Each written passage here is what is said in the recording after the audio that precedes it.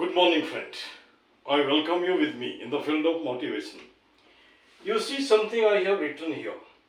Unity and just below it, a note of interrogation, a question mark. कहने का मतलब मैंने एक शब्द लिखा है एकता, उसके नीचे एक प्रश्न चिन्ह लगा दिया है.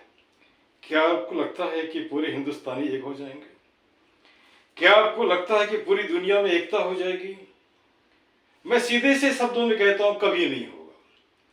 जब तक लोभ होगा, जब तक लालच होगा, जब तक तृष्णा होगी, जब तक लोग आपस में भेद करते रहेंगे, जब तक ऊंचे और नीचे का भेद होगा, जब तक दाहिने और बाएं का चक्कर होगा, कभी ऐसा नहीं हो सकता, है ना.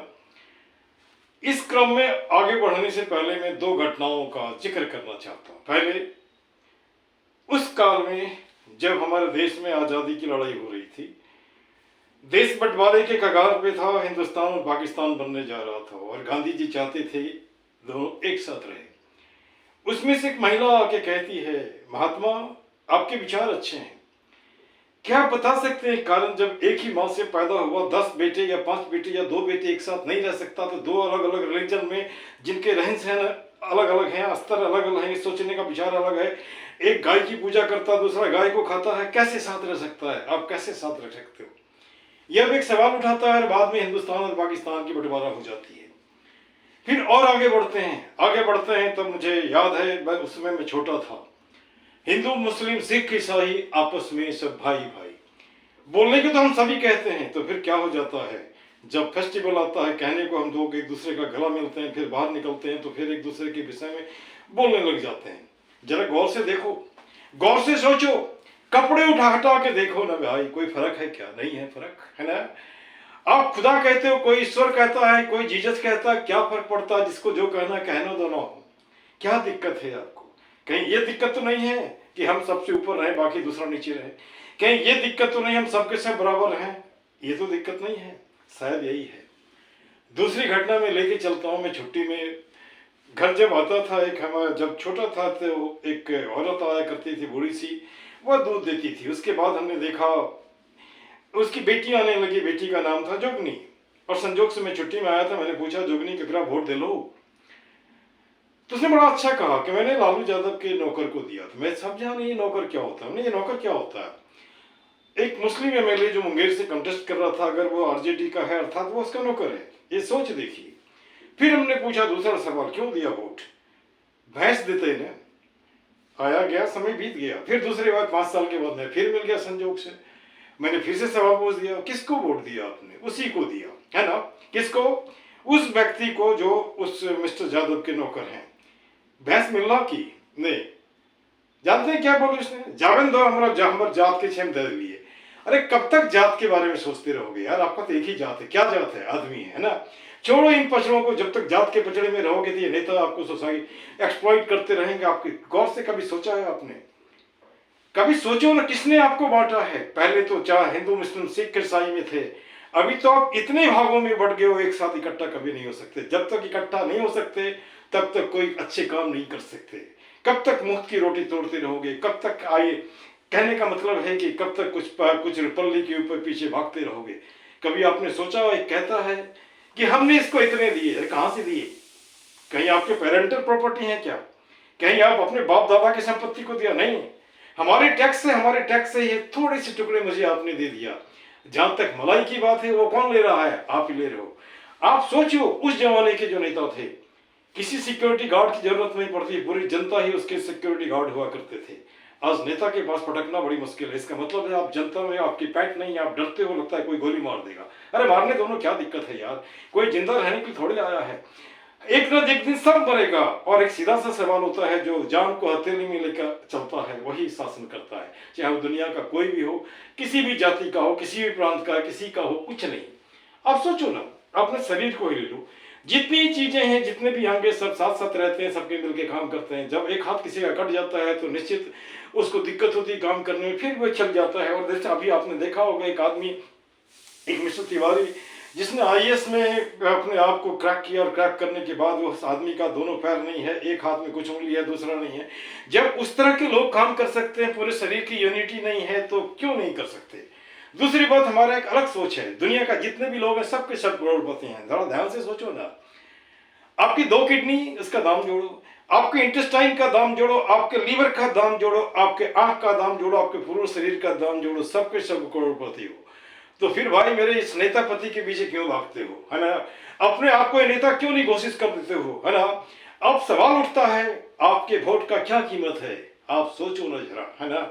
ये मैं नहीं कहता कि सिस्टम को खत्म करो, मैं लेकिन इतना जरूर कहना चाहता हूँ काबिलियत को सपोर्ट करो, चाहे वो किसी भी कास्ट का, उससे कोई फर्क नहीं पड़ता, है ना? ये कोई राजतंत्र थोड़े है कि राजा के मरने के बाद राजा को ही रखो, है ना? कोई जरूरी है कि कोई नेता का बेटा है तो उसी को वोट दो, नहीं। देखो अपने समाज में, सोचो खोजो और देखो, जो सही मायने में काबिल है उसको उठाओ, वही देश का भला करेगा, दूसरा कुछ नहीं करेगा। पूरी जिंदगी लड़ता रहेगा, लड़ने के बाद फिर जानते हो क्या होगा? आप मरोगे, वो भी मरेगा, वो भी ऐसा नहीं कोई बचेगा, लेकिन आप घुट घुट के मरोगे, वो खुशी खुशी मरेगा। एक घटना का मैं जिक्र और मैं कर रहा हूँ। उस समय मैं गांव गया था, गांव में पीपल पेड़ के नीचे बैठा था, दोपहर का समय था, खेत से काम करने के बाद लोग वहां पे बैठे थे, आपस में बात कर रहे थे। बात करने के बाद वो कह रहे थे रोड नहीं है, सड़क नहीं है, ये दिक्कत है, वो दिक्कत है। मैं सुनता रहा, अंत में पूछ दिया, भाई मुझे ये बताओ रोड क्यों नहीं है? तो खा जाता है। हमने कौन खा जाता है? ठेकेदार खा जाता है। ठेकेदार आप विरोध क्यों नहीं करते हो? गोली मार देगा, उसके ऊपर किसी नेता का हाथ है। हमने पूछा कि वो जो गोली मारने वाले कितने लोग हैं? 5 हैं। आप कितने हो? कम से कम 10,000 हो। क्या आप 500 100 इकट्ठा नहीं हो सकते? 100 इकट्ठा हो, वो जो 5 जो रिवॉल्वर वाले भाग जाएंगे। जब तक आप डरते रहोगे तब तक मरते रहोगे, लोग लूटते रहेंगे, आपको एक्सप्लॉइट करते रहेंगे, आपकी चीज आपसे छीनी जाएगी, आपको नहीं दी जाएगी, है ना? हम कहते हैं यूनिटी की बात। किस तरह की यूनिटी? एक छोटी सी घटना ले लो, मैं अपने नाम के साथ झा लिखता हूँ, है ना, लेकिन पैदा कहाँ वहां जो रोटी की भी लालत है। गुवाहाटी में पेपर देखने के बाद जैसे निकला तो एक सज्जन बोलता है आप झा लोग तो ब्रिटिश पीरियड से शासन करता रहा है। फिर मुझे कहना पड़ा भाई मेरे, क्या उस पीरियड में आप थे? क्या मैं था? नहीं था। तो फिर इन पछड़ों को साथ में क्यों ढो रहे हो यार? पीछे का पीछे छोड़ो, आगे को देखो। जब तक इसको ढोते रहेगा कभी आप भी सुख चैन से नहीं रहोगे और मैं भी सुख चैन से नहीं रहूंगा। आज क्या वजह है? परिवार उजड़ रहा है, समाज उजड़ रहा है, समाज ही नहीं गांव उजड़ रहा है, बिहार कंट्री उजड़ रहा है। देखने में तो लगता है शांति, लेकिन कोई किसी से बात नहीं करना चाहता। अगर बात भी करता है तो वहां पे डाउट करता है। आप देखो नहीं, बड़े से बिल्डिंग में 150 लोग हैं, पड़ोसी को नहीं जानता, परिवार को नहीं जानता, माँ बच्चों को नहीं, माँ बाप बच्चों को नहीं जान पाता, बच्चे माँ बाप को नहीं जान पाते। किस तरह का सिचुएशन हमने पैदा कर दिया। केवल हिंदुस्तान की ही बात नहीं, अभी कल मैं पेरिस को देख रहा था, पेरिस में भी लोग रोड पे आ गए, एकदम सड़कों को जला रहे हैं। जला किस लिए रहे हैं? एक मासूम से बच्चे को पुलिस ने मार दिया। अब यहाँ पे सोचो पुलिस की मानसिकता, क्यों मार दिया भाई? उसने थोड़ी सी गलती की। गलती क्या करने का मतलब क्या होता है? गोली मार देना नहीं। इसका मतलब कहीं ना कहीं मद है। क्या मद है? सत्ता का, पावर में कुछ भी कर सकते हैं, है ना? लोग बोलने से हिचकते हैं। क्यों हिचकते हैं? कहीं परेशानी नहीं हो जाए। अरे भाई मेरी परेशानी तो ऐसे भी है, जब आपको खाना नहीं मिल रहा है, कपड़े नहीं मिल रहे। कल परसों हमने देखा, वो टीवी में दिखा रहे थे, लगभग 200 बच्चे होंगे, हम कहते हैं चाइल्ड लेबर एक्ट के विषय में, वो तो पूरा टीवी में दिख रहा है ना? उस बच्चे को 50 रुपये नहीं मिल रहा है, पहनने को कपड़े नहीं है, खाने नहीं है, लीगल डॉक्यूमेंट नहीं है, फिर वो सर्वाइव कर रहा है। सर्वाइव क्या कर रहा है? एडजस्ट कर रहा है, लीव नहीं कर रहा, जैसे तैसे खाने को ये कर रहा है।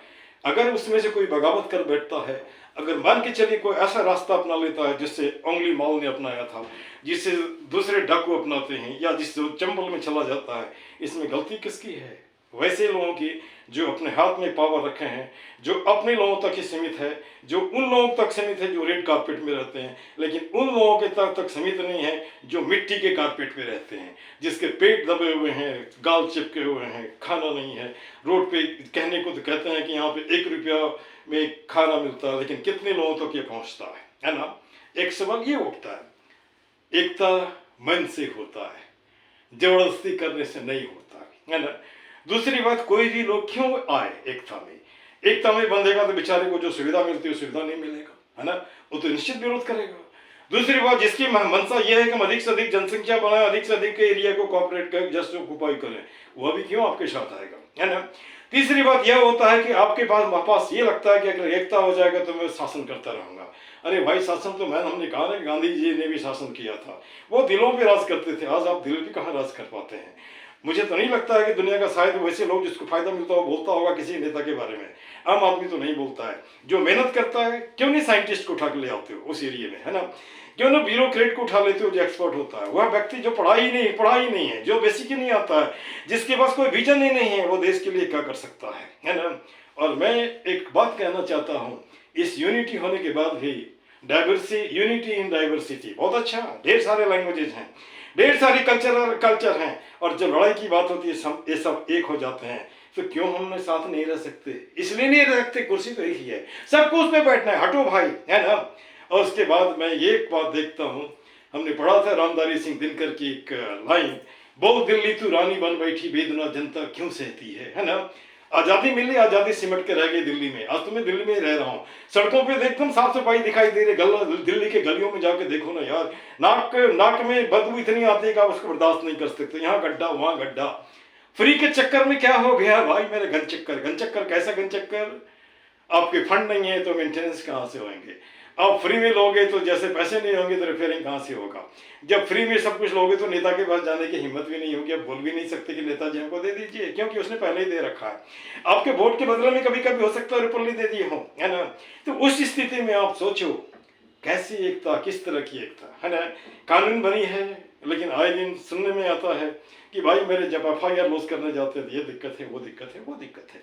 दूसरी बात, अगर हो भी गया FIR, वह केस मरने के बाद उसका फैसला होगा, ये कब होगा कोई नहीं कर सकता, किसी का तुरंत हो जाता, किसी का बहुत दूर। और कह सकते हो यहाँ पे एक सीधी सी बात है, पैसे की बात है ना। लेकिन पैसे, मुझे भी लोग कहते हैं अगर पैसा ही सब कुछ होता तो ढेर सारे लोग उसके पास बहुत पैसे हैं, नेता में है, मंत्री, ये भी अभी कुछ नहीं देखा होगा आपने, कुछ सबमरीन में गया वो टिटैनिक को देखने के लिए, बहुत सारे पैसे थे, वही देखने के चक्कर में वहीं मारे गए, है ना। तो पैसा क्या आपको बचा लेगा? नहीं भाई मेरे, जब तक जितने दिन लिखा के आए उतने ही मिलेगा, है ना। एकता सही मायने में लाने चाहते हो तो वो दिखे भी, ऐसा नहीं कि ऊपर में बोल रहे हैं भैया चलो गला मिल रहे हैं, और भीतर में देख रहे हैं कि एक तरह से सर्पमेंट लिए खड़े हैं। और एक हिंदी की कहावत है, मुख में राम बगल में छुरी, राम राम बक रहे हैं उसके बाद हम छुरी रखे हुए हैं, मौका मिलता है एकदम हद देते हैं। कोई किसी पे आज भरोसा नहीं करता, क्या कारण है? पहले आदमी भरोसा करता था, आज आदमी से डरता है। कोई किसी को कुछ नहीं बताना चाहता क्योंकि वो उसको एक्सप्लॉइट करेगा, हाँ ऐसा दिखने में दिखता है ना। तो सही मायने में अगर यूनिटी लाना चाहते हो मेरे बंधु, मेरे सरकार, मेरे नेता, मेरे जनता, थोड़ा दिल को तो खोलो। उन लोगों के आंगन में भी जाके देखो जहाँ आपके दाने मिले हैं या नहीं मिले हैं। आप तो 5 स्टार होटल में रहते हो, अच्छी सुविधा में रहते हो, AC रूम में बैठते हो, वहाँ से बैठ करके नियम बनाते हो, कुछ पैसे भेज दिए, 200-300 भेज दिए पेंशन के नाम पे, और बोलते हो कि हमने इतने दे दिए। कहाँ से दिए भाई? अपने पॉकेट से दिए हो क्या? नहीं दिए अपने पॉकेट से, है ना। तो फिर भक्ति क्यों हो? वो जनता की पैसा जनता के पास जा रहा है, वो जिस दिन टैक्स देना बंद कर देगा आपकी जितनी भी सुविधाएं हैं सबके सब बंद हो जाएंगे, है ना। और एक सीधा सवाल है, मैं आज भी कहना चाह रहा हूँ, जब तक रोटी और नमक मिलता रहेगा तब तक कुछ भी नहीं होगा, जब तक लाई पत्ता साग और भात मिलता रहेगा कुछ नहीं होगा। जिस दिन यह बंद होगा उस दिन वह आदमी सुसाइड करेगा या उसको मारेगा, चाहे वो नेता हो या कोई अधिकारी हो, कोई अमीर आदमी हो जिसने उसको छीन लिया है। और यह घटना केवल हिंदुस्तान की नहीं है, यह पूरी दुनिया की है। उठा के देखो नजर, हर जगह कुछ न कुछ घटनाएं हो रही, कहीं सिविल वार हो रहा है, कहीं किसी को कोई मार रहा है। अरे भाई आदमी हो, क्यों लड़ रहे हो किसी के नाम को लेकर के? अगर सही मायने में अगर कुछ कहना चाहते हो, आदमी को आदमी बनने दो, आदमी को इंसान बनने दो, आदमी को भगवान मत बनने दो, भगवान को भगवान ही रहने दो। जिस दिन ना हम नेता रूपी भगवान का पूजा करते रहेंगे तो परेशानी होती रहेगी। मेरे बंधु, एक प्यून को अपॉइंट करने के लिए भी क्वालिफिकेशन होता है क्लास 8, उसका भी एक नियत बना हुआ है कि 60 साल के बाद रिटायर होगा। क्या नेता के लिए संविधान में अमेंडमेंट नहीं हो सकता कि उसके भी कुछ क्वालिफिकेशन हो, उसके भी कुछ लिमिटेशन हो? पेंशन लोगों का बंद कर दिया, लेकिन उनके पेंशन बंद नहीं हो तो एक नहीं 4 ले जा रहे हैं। क्या यहाँ यूनिटी नहीं देखा जाना चाहिए? बिल्कुल देखा जाना चाहिए। अगर चारों ओर हम देखते हैं, लोग कहते हैं ताली एक हाथ से नहीं बजती, दोनों हाथ से बजती है, ठीक है। कभी कभी एक हाथ से भी जा सकते हो, कैसे? बस हो गया, है ना। जहाँ काम करने का नियत होता है काम कर देते हैं, ठीक ना। और उसके बाद जहाँ लूटने की नियत होती है लूटती है। धरती जल रहा होता है, बारिश हो रही होती है। किसी इंजीनियर ने एक सलाह दिया था कि सारी नदियों को अगर एक साथ जोड़ दिया जाए तो हिंदुस्तान में कहीं भी अकाल नहीं होगा, जहाँ सूखा है वहाँ भी बारिश होगा, जहाँ पे बाढ़ आता है बाढ़ खत्म हो जाएगा। उस प्रोजेक्ट पे क्यों नहीं काम करते? क्योंकि खुशहाली आप चाहते नहीं। अगर खुशहाली चाहते होते तो शायद ये करते होते। शायद ये भी होगा कि लोग भूखे नहीं होंगे तो आपको सलाम कैसे ठोकेंगे, आपके लेक्चर सुनने कैसे आएंगे, आपके भाषण सुनने कैसे आएंगे, है ना। तो मेरे बंधु, एकता मैं भी चाहता हूँ, शायद दुनिया का हर आदमी चाहता है, और वह नकली शांतिवाद को भी मैं कहना चाहता हूँ।